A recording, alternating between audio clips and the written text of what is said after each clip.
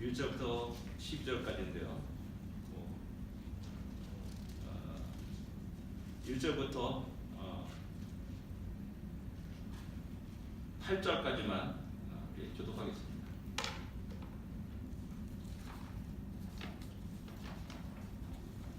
출애굽기 30장 1절부터 8절까지만 교독하겠습니다. 제가 1절 읽겠습니다. 백성이 모세가 산에서 내려오므니 더딤을 보고 모여 백성이 아론에게 이르러 말하되 일어나라 우리를 위하여 우리를 인도할 신을 만들라. 이 모세 곧 우리를 애굽 땅에서 인도하여 낸 사람은 어찌 되었는지 알지 못함이니라. 아론이 그들에게 이르되 너희 아내와 자녀의 귀에서 금고리를 빼어 내게로 가져가. 모든 백성이 그 귀에서 금고리를 빼어 아론에게로 가져가매 아론이 그들의 손에서 금고리를 빼어 부어서 조각으로 새겨 수완처럼 삶았더니 그들이 말하되 이스라엘은 너희를 애굽 땅에서 인도하여 너희 신을 하라. 아론이 보고 그 앞에 제단을 쌓고 이에 아론이 공포하여 이르되 내일은 여호와의 절이니라 하니 이튿날에 그들이 일찍이 일어나 번제를 드리며 화목제를 드리고 백성이 하셔서 먹고 마시며 일어나서 기도하라. 여호와께서 모세에게 이르시되 너는 내려가라. 내가 애굽 땅에서 인도하여 낸 내 백성이 부패하였도다. 그들이 내가 그들에게 명령을 주셨기 따라 주기로 하여 성만을 구원하고 그것을 예배하며 그것에게 제물을 드리며 말하기를 이스라엘아 너희를 애굽 땅에서 인도하여 너희 신이라. 아멘. 우리 아까 말씀하신 황병원 원장님, 황병원 장님이 오셨습니다. 그리고 그 사이 이렇게 오셨습니다. 해림이라는 분입니다. 감사합니다. 오늘은 어머니날입니다. 그리고 또 보통 우리가 5월달을 가정이날로 이렇게 이야기하고 말합니다. 대부분 설교가 이제 가정과 또 부모에 대한 그런 이야기를 이렇게 주제로 설교를 하게 됩니다. 그래서 고민했습니다. 에베소 6장을 할 것인가 말 것인가, 아니면 10계명에 내 분을 공경하라는 이 말씀을 할 것인가 말 것인가 고민했습니다. 그러면서 과연 진정 가정의 모습이 어떻게 되어야 되는가, 크리스찬의 가정이 어떻게 되어야 되는가, 그 문제를 또한 생각하게 되었습니다. 성경에서 가장 제일 우선된 관계가 창조주 하나님과 피조물인 우리와의 관계입니다. 그것이 제일 먼저 그 관계가 창세기 1장에 기록되었다는 사실을 우리는 잘 알고 있습니다. 아무리 가정을 좋은 가정, 훌륭한 가정, 멋진 가정을 이루고 많은 복을 누린다 할지라도 하나님과의 관계가 바르게 서지 않는다면 그 모든 관계는 허물어지게 됩니다. 사상과 같은 그런 모습이 되는 것이죠.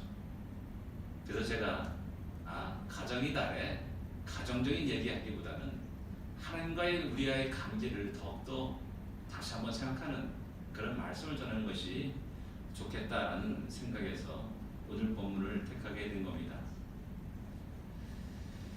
출애굽기 19장 1절에 보면 시내산에 이스라엘 백성들이 도착한 때를 3월이라 이렇게 말씀합니다. 3월이라면은 시완월로 이제 오순절이 있는 달입니다. 그래서 유대인들은 오순절을 하나님이 이스라엘 백성들에게 자기들에게 율법을 주신 날로 기념하고 있습니다. 그리고 민수기 10장 11절과 12절을 읽어보게 되면 제2년 2월 20일에 구름이 증거망을 떠나 떠오름에 이스라엘 백성이 시내강을 떠나 출발한다고 이렇게 기록하고 있습니다. 가만히 생각해 보니까 약 시내산에 머무른 기간이 약 11개월 정도 이렇게 되었습니다. 그 속에서 그들은 율법을 받고 성막을 만들었음을 성경은 우리에게 증거하고 있습니다. 근데 그 시내 광야에서 일어난 중요한 사건 중에 하나를 오늘 본문은 우리에게 말씀하고 있는 겁니다.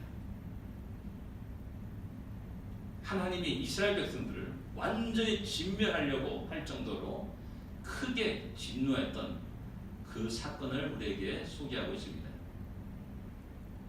오늘 이 사건 속에서 우리는 두 가지 장면을 찾아볼 수가 있습니다. 하나는 산 위의 장면과 하나는 산 아래 장면입니다. 이 두 장면은 너무나 극과 극의 모습을 우리에게 보여주고 있습니다. 산 위에서는 모세가 하나님을 만납니다. 율법과 성막의 계시를 받습니다. 너무나 영광스러운 장면, 그 순간이라 할 수가 있습니다. 그러나 산 아래서는 이스라엘 백성들이 우상을 만들고 자기를 인도할 신이라가면서 그 주위를 춤추며 노래하면서 뛰어노는 그러한 모습을 보여주고 있습니다. 너무나 극과 극의 대조적인 모습을 보여주고 있는 겁니다. 근데 이 모습은 뭐 수백 마일 떨어져 있는 곳에서 일어나는 것이 아닙니다.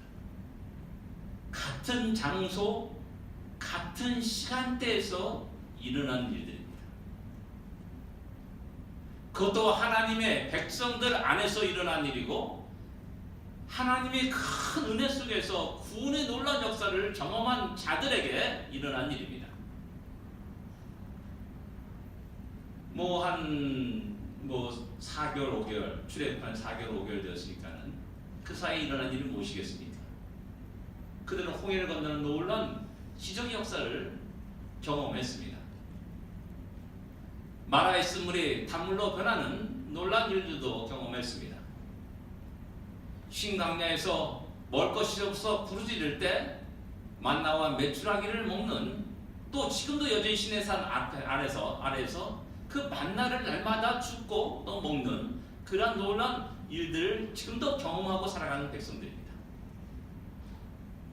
르비딤에서는 아말렉과 전쟁에서 승리하는 일들이 일어났고 또 바위가 깨어지면서 그곳에서 물이 흘러나와서 자기들의 갈증을 해소하는 놀라운 역사도 있었음을 성경은 증거합니다. 그런데 그들이 하나님이 가장 싫어하는 우상을 만들지 말고 어떤 형상도 만들지 말라는 그 계명을 어기고 우상을 만들었다라는 겁니다. 산 위에서는 모세가 하나님의 그 이스라엘 백성들이 지켜야 할 계명과 또 거룩한 성막을 계시받고 있는 그 상황 속에서 그들은 그 우상을 만들었고 그 우상 속에 또한 우상을 주위로 춤추며 노래했다는 사실입니다. 우리는 이런 대적인 장면을 만날 때마다 당황하게 됩니다. 어떻게 그럴 수가 있는가? 이스라엘 백성이 어떻게 그럴 수가 있는가? 라는 생각을 하게 됩니다. 내가 만약에 그런 경험을 했단다면 난 절대 그렇지 않을 것이다 라고 장담할 수 있는 사람이 과연 얼마나 있겠습니까? 네, 우리는 다 장담합니다. 다 소원하고 결단하고 얼마나 쉽게 손을 듭니까? 나 그렇게 하겠습니다. 선교사가 되겠습니다. 또 하나님 위해 충성을 하겠습니다 라고 수많은 사람들이 손을 들고 맹세하고 맹세하지만은 그러나 실질적으로 우리 삶은 어떻습니까?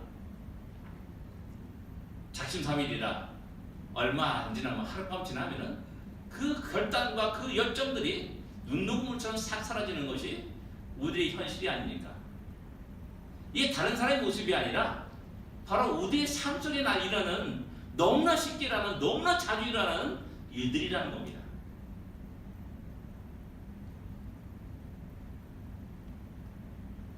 하나님의 은혜를 또한 선포해야 될 교회의 모습은 어떠합니까? 우리는 은혜로 믿음으로 구원을 받는다고 말합니다. 제가 늘 얘기했지만은 그러나 교회 속에 율법주의가 너무나 침투해가지고 지배하는 상황이 되었습니다. 재직을 맡길 때 영적인 원리가 통하지 않습니다. 재직을 맡길 때 그 사람의 사회적 신분을 보면서 맡기는 것이 오늘날 우리 한국교회 모습임을 우리는 잘 알고 있습니다. 영적인 원리가 통하지 않습니다. 하나님의 은혜가 통하지 않습니다. 오직 율법주의적인 그러한 시기와 질투와의 경쟁의 세계가 교회 안에 팽배히 일어나고 있다는 겁니다. 우리 이런 모습을 보면서 모순이다라고 얘기합니다. 모순 속에 살아간다라고 말합니다. 그리고 그 모순을 갖다가 지적하면서 또한 비난하고 또한 정죄하고 심판하고 살아갑니다. 제가 예전에 뭐 저기 90년대 초인가요? 그때 읽었던 책 가운데 하나, 제 마음에 아주 굉장히 아팠던 책이 하나 있었습니다. 신학교에서 성경을 배우는 것이 아니라 성경을 파괴하는 것을 배운다라는 그 대목이었습니다. 어떤 조그만 책이었습니다. 제가 아마 그 책을 지금 갖고 있는 것을 알고 있는데 그 대목이 아직도 잊혀지지 않습니다. 성경을 가르치고 배우기에 많은 지식을 쌓는 것이 아니라 도리어 성경을 파괴하는 방법을 제일 먼저 배운다 라고 그 책은 기록되어 있습니다.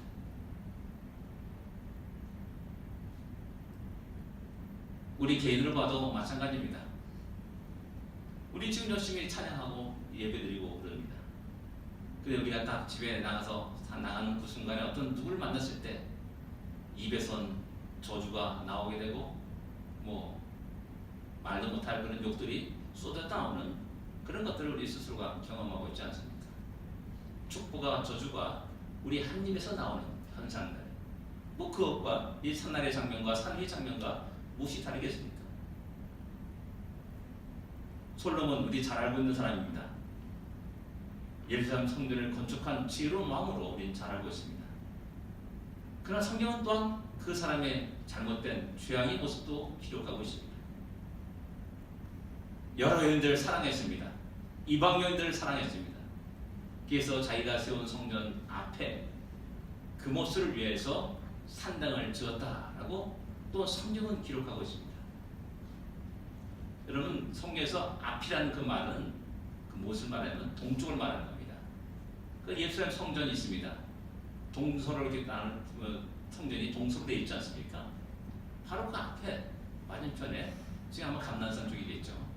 그 속에 그의 산당이 세워졌고 또 그 모습 몰렉을 위해서 또 그와 같이 했다라고 말하고 있고 다시 이방 여인들을 위해서 다 그와 같이 했다라고 이야기합니다.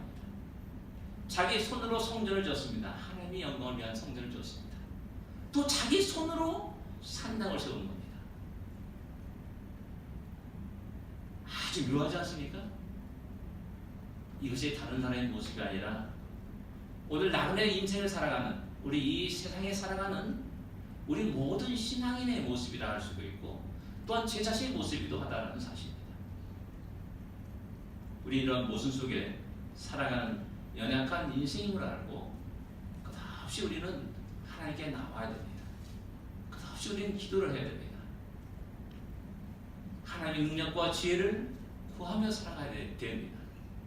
그렇지 않으면 우리는 교만에 이르게 됩니다. 여지없이 우리는 넘어지게 됩니다. 여지없이 우리는 무릎 꿇게 되는 그러한 실패한, 하나님 앞에서 실패한 인생으로 드러날 수밖에 없는 겁니다. 이대에 이렇게 우상을 만들게 된 동기가 무엇입니까? 1절에 잘 나타나 있지 않습니까? 모세가 산에서 내려옴이 더딤을 보고 그래서 아론에게 우리를 인도할 신을 만들라 라고 이렇게 이야기하고 요청을 합니다. 물이 없어서 그들이 우상을 만들라라고 말하는 것이 아니고 먹을 것이 없어 만들라는 것이 아닙니다. 지도자 모세가 자기들 눈앞에 보이지 않는 겁니다. 그것도 며칠인지 모르겠습니다. 한 40일간 이렇게 보이지 않습니다. 이런 모든 것들은 그들은 결국 그 40일을 견디지 못했고 참지 못했고 기다리지 못했다는 것을 말하는 겁니다. 분명히 모세는 자기가 하나님께 나가기에 내가 돌아올 때까지 기다리라 라고 이스라엘 백성들에게 말씀하고 명령합니다. 근데 그들은 40일을 참지 못합니다. 기다리지 못합니다. 430년 동안 이집트에서 생활했는데 또한 가나안 땅을 바라보면서 살았는데 어쩌면 그들은 그 속에서 노예 생활하면서 야곱과 요셉에게 맹세했던 그것들을 기억하면서 언젠가는 우리가 이곳을 나갈 것이다. 하나님이 약속한 그 적박거리는 가나안 땅으로 들어갈 것이다 라는 그 생각을 하면서 그들은 살아왔는데 40일을 참지 못하는 겁니다. 40일을 기다리지 못하는 겁니다. 성경에는 이 기다리라는 말이 종종 나옵니다. 대표적인 사람이 사울입니다. 사무엘이 사울에게 말합니다. 길갈에서 7일 동안 기다리라. 자기를 기다릴 것을 말씀합니다. 근데 그 7일을 기다리지 못합니다. 결국 자기 손으로 번제를 드리게 되는 그런 죄를 범하고야 합니다. 그것이 바로 사울의 연약한 모습이었습니다. 시편 37장 30편 7편에는 또 여호와 앞에 잠잠하고 참고 기다리라 라고 이렇게 말씀합니다. 여호와 앞에 잠잠하고 참고 기다리라. 잠언서 22장 22절에는 너는 악을 갚겠다고 하지 말고 여호와 앞에 기다리라 이렇게 말씀합니다. 악한 것을 보고 분노해서 참지 못하고 뛰어나가가지고 칼을 들고 싸우는 그런 모습이 아니라 여호와를 잠잠히 기다리는 모습을 성경은 우리에게 요구하고 있다는 사실입니다. 다니엘도 마찬가지입니다. 너는 가서 마지막을 기다리라. 마지막 때를 기다리라 라고 하나님은 다니엘에게 명령합니다.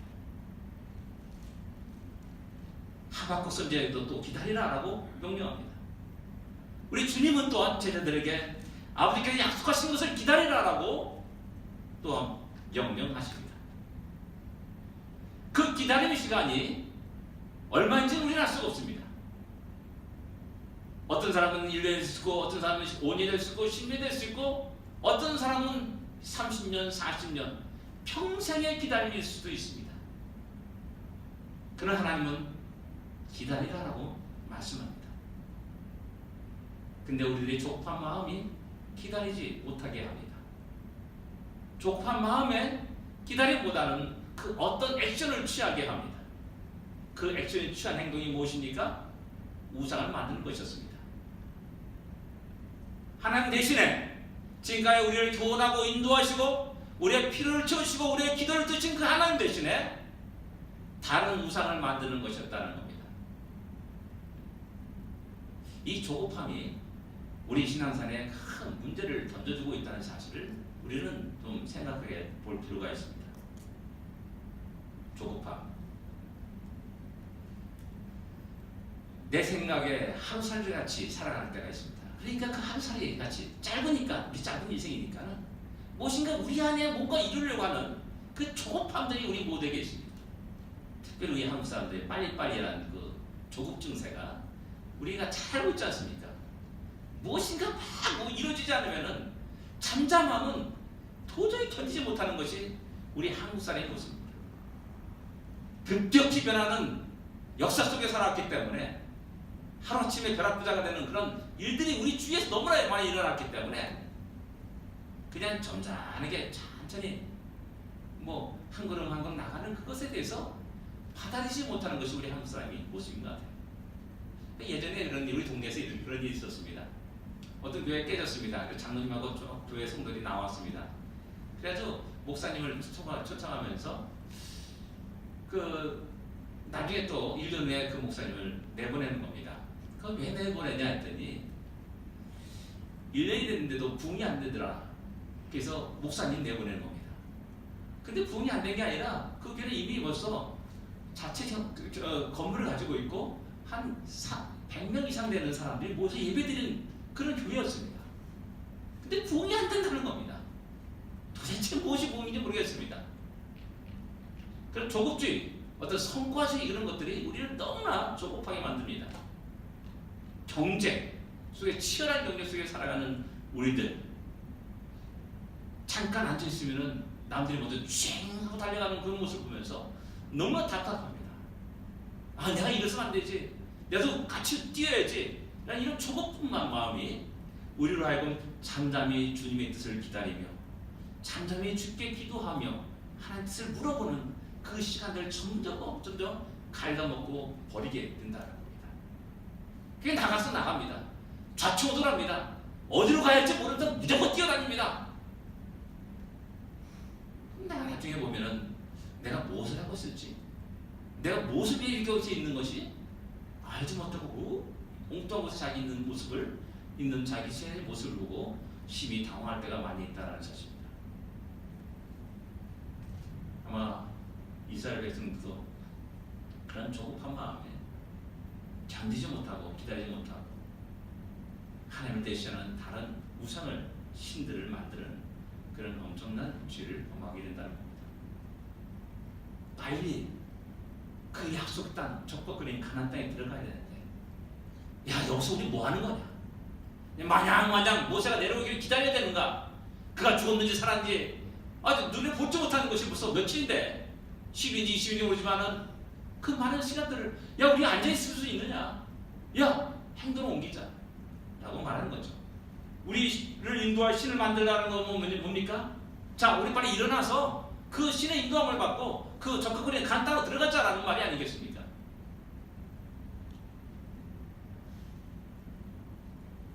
우리에게도 이런 조급함이 많이 있다는 겁니다.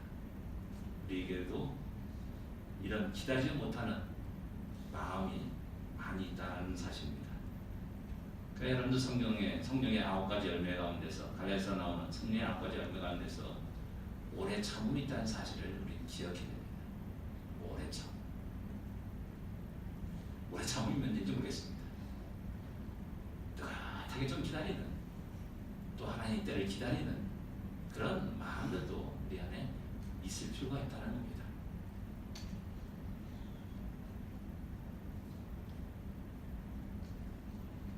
그다음 우리 생각할 수 있는 것은 이들의 죄악의 본성이 어떠한지를 우리에게 그대로 보여주고 있는 겁니다. 죄악의 본성.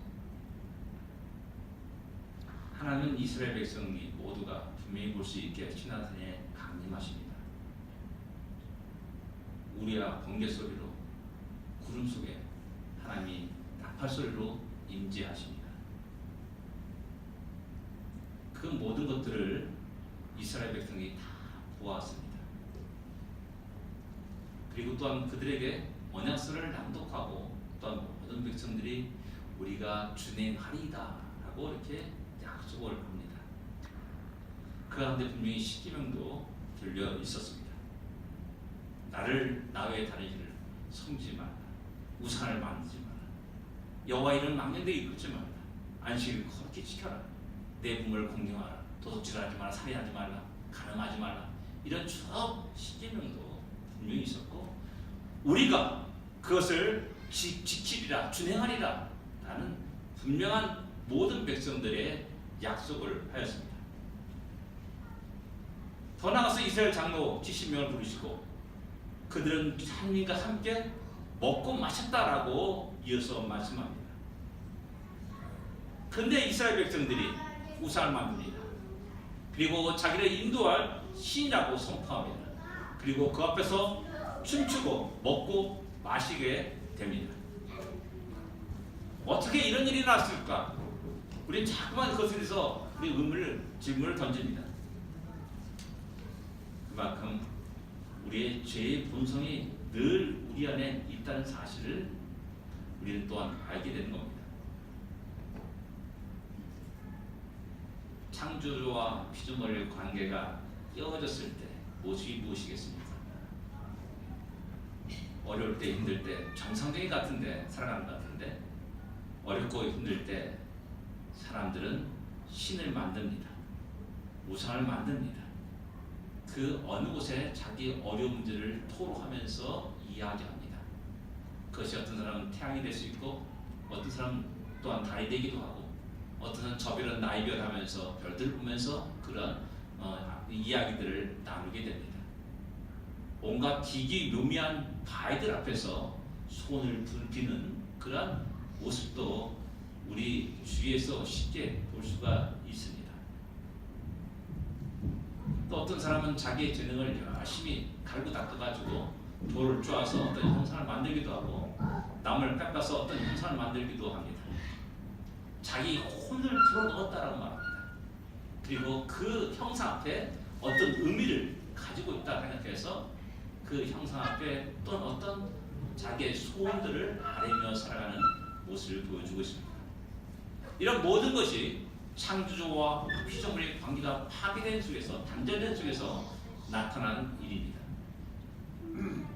우리 감사한 것은 우리나라 사람들은 참 복이 많은 사람들입니다. 네가 딱 돌에 걸려서 탁 넘어질 때 어떻게 하면 뭐라 합니까? 아이고 하나님이라고 합니다. 참 복된 민족입니다. 스님도 아이고 하나님이라고 넘어집니다. 가장 어려울 때 하나님을 찾는 백성은 우리 대한민국 사람입니다. 창조주와 우리와의 관계가 깨어지고 파괴된 모습, 그것은 참으로 우리가 하나님이 대체해서 다른 신을 섬기는 것으로 나타나고 있다는 것입니다. 아담이 죄를 지음으로 말미암아 하나님 음성을 피해서 도망갑니다. 소극적인 피함이 아니라 이제 인류는 더욱더 적극적인 하나님을 대항하는 모습으로 바뀌게 됩니다. 가인이 하나님의 경고하심에 불구하고 동생을 죽입니다. 그 후손인 라멕은 감히 담대하게 자기를 향해서 자기를 해치게 되면 벌을 7배나 받을 것이다, 77배나 받을 것이다 라고 장담하고 있는 모습을 우리는 잘 알고 있습니다. 노아 시대는 온 땅에 죄악이 가득했다라고 성경은 증거합니다. 인간의 죄악성은 조금 더 개선되지 않습니다. 인간의 죄악성은 점점 더 하나님을 대항하고 대적하는 모습으로 나타납니다. 근데 그럼에도 불구하고 하나님은 그 인간에게 찾아오십니다.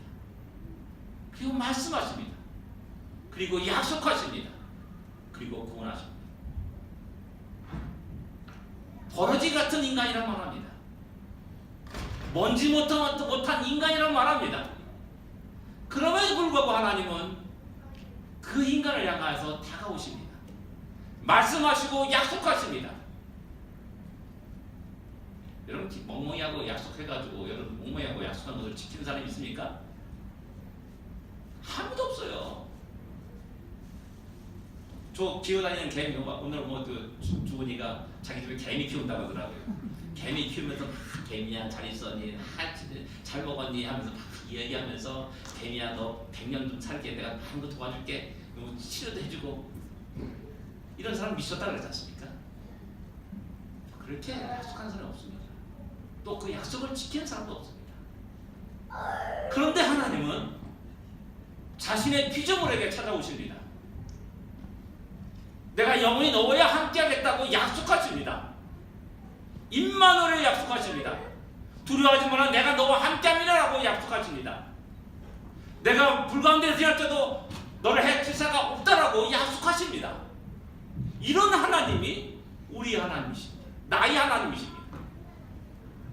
그러기에 우리는 그 은혜를 찬양하게 되는 겁니다. 그 은혜에 영원토록 감사하는 겁니다. 한시도 그 감사를 떠날 수 없습니다. 그 은혜에 기뻐하지 않을 수 없습니다. 감사하지 않을 수 없는 겁니다. 그러나 이 은혜가 무너질 때, 무감각해질 때 우리의 심령은 다른 것을 바라보게 됩니다. 하나님 외에 내 자신을 보게 됩니다. 내 지혜와 내 능력을 바라보게 됩니다. 그리고 또한 어떤 권세자를 바라보게 됩니다. 세상의 풍요로움과 화려함들을 바라보게 됩니다. 그리고 하나님께 돌아갈 영광을 내가 차지하기도 하고 저 사람에게 돌리기도 하고 또한 엉뚱한 사람에게 돌리기도 한다는 사실입니다. 하나님과 우리 인간의 관계가 깨질 때 나타나는 현상들입니다. 가정, 아름다운 가정, 복된 가정, 참으로 하나님께 영광 드리는 가정이 되기를 원한다면 가정 모두 한 영혼들이 이런 관계가 분명하게 세워져야 된다는 겁니다. 또 이것을 가장 중요시 여기면서 가장 우선되면서 이 관계를 회복하려고 또한 하나님께 다시 나오고 주의 말씀을 펼쳐 읽으며 기도하면서 찬양하며 예배드리며 주의 백성들과 함께 교제하는 그런 삶을 살아야 되는 겁니다. 주보안에 왜 우리는 함께 해야 됩니까? 라는 그 글을 이렇게 인용해서 이렇게 해놨습니다. 우리가 홀로 혼자 살아갈 수 있습니까? 하나님 우리를 그렇게 만들지 않았습니다. 하나님 백성과 함께 기도하며 하나님 백성과 함께 주의 일들을 나누며 그렇게 살도록 하셨습니다. 그럴 때만이 우리는 온전히 창조주 하나님과 우리와의 관계가 회복되고 든든히 세워지게 되고 그 속에서 하나님의 그 거룩한 뜻을 위해서 살아갈 수가 있는 것입니다. 그렇지 못할 때는 오늘 이 현상이 나타나는 겁니다. 다른 그 누구를 다른 그 어떤 걸 더 의지하는 모습으로 나타나는 것입니다. 이 모습은 또한 이들이 얼마나 죄에 중독이 되었는지를 우리에게 보여주고 있습니다. 이들은 430년 동안 이집트에서 살았습니다. 그들이 보고 배운 것, 들은 것, 그것이 무엇이겠습니까? 이집트 안에 있는 수많은 신들을 보게 된 겁니다. 별별 신들이 다 있지 않습니까? 그들은 그렇게 살아가는 것이 아무렇지도 않게 생각하는 겁니다. 이상하게 생각하는 것이 아닙니다. 그게 당연하고 정상적으로 생각하게 됩니다. 다 자기들이 보고 느낀 대로 들은 대로 그렇게 자기 삶을 살아갑니다. 그런데 하나님은 그런 그들의 삶을 완전히 단절할 것을 요구합니다. 신의 산에서 완전히 너희는 이집트에 상한 모든 것을 던져버리라라고 명령합니다.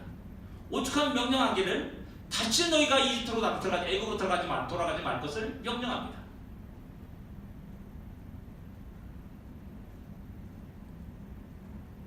그래서 에레미야는 이집트로 들어가려고 하는 그 사람들 향해서 야 너희가 여기서 남는 것이 너희가 살 길이다 라고 이야기하고 있지 않습니까? 이집트에서 보고 들은 거 본 거 전부 다 내려놓고 다 모아서 불살라버리고 다치는 그 맹이가 그 사상과 그 모든 것들을 끊어버려야 된다는 사실입니다. 근데 중독이 되었습니다. 중독이 되었기 때문에 그것을 떠나기 힘든 겁니다. 금단 현상이 나죠. 금단 현상이 나타납니다. 그래서 견디지 못합니다. 무엇인가 눈에 보이는 어떤 것을 만들어야 됩니다. 그래서 마음의 평안을 얻습니다.